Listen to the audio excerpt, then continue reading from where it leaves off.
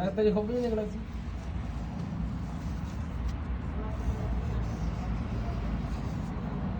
अभी ठीक कर